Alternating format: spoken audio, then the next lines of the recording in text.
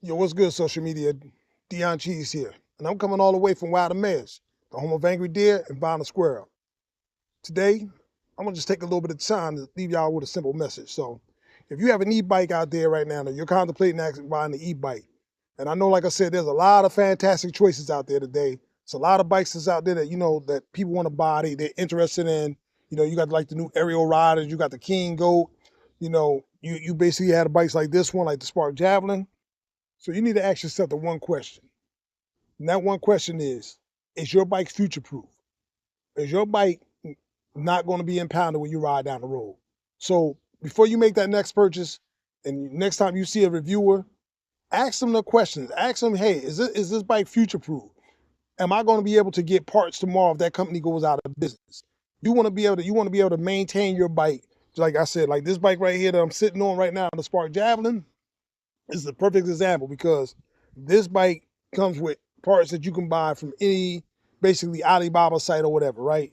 So, the forks, the brakes, the headlights, like basically everything is you're self-empowered, right? So this is the right to repair, right? If you buy a bike, you want to be able to you want to first of all you want to know if it's future proof.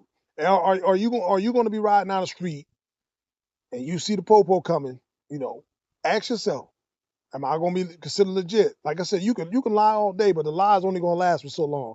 Any cop with a inkling of knowledge, he could just go on the computer, look your bike up, and he can find the specs like that. So basically, right now, if you have a bike that's basically over 750 watts, which is basically 1 horsepower,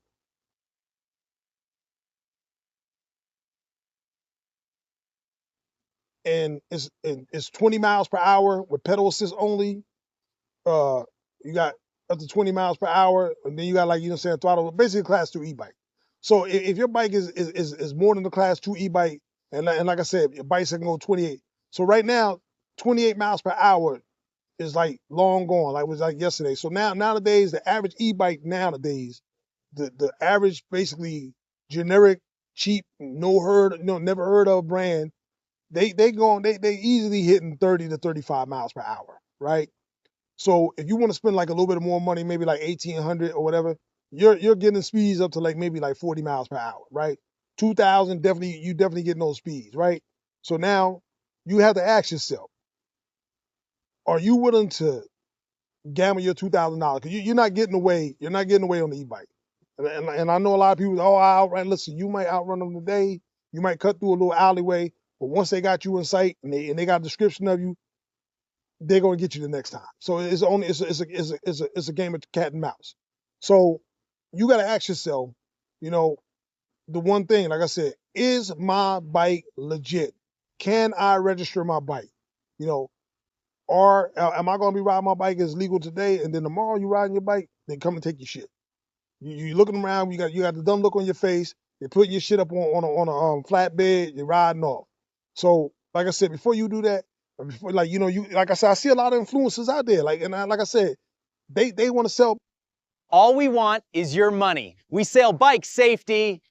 We sell bikes, not safety. They want to sell bike. They interested in commissions. They like I said, it's a lot of them. Yeah, they might enjoy the e-bike, but remember they're getting the e-bike for free, so they don't give a damn if the cops come and take the e-bike tomorrow. They don't give a damn. You know what I'm saying? Like they not losing nothing. They're not losing like one damn red penny, right? You, on the other hand, you work for your money. You might have saved up for weeks and months to get that e-bike. You know what I mean? Like everybody don't really have $2,000, $3,000 or $1,500 just to drop on the e-bike, and then 10 minutes later you walking home or you calling somebody to pick you up.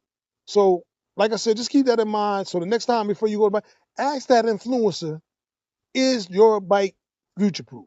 Can I register my bike? Can I go down tomorrow and take this down to the police station or whatever, DOT? Is my bike safe? If he can't answer that bike, that question about that bike, bro, save your money, pocket your chain, save up for a better bike. Get a bike, like I said, like you'll see a bike, like I said, what I'm riding on right now.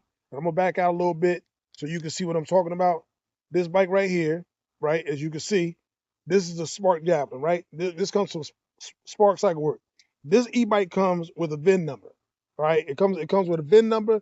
It comes with the MCO, the manufacturer certificate of origin, and this bike is registered and insured. I have a plate on the bike. So what I'm saying to you is, before you drop your dough, and like I said, they're fun.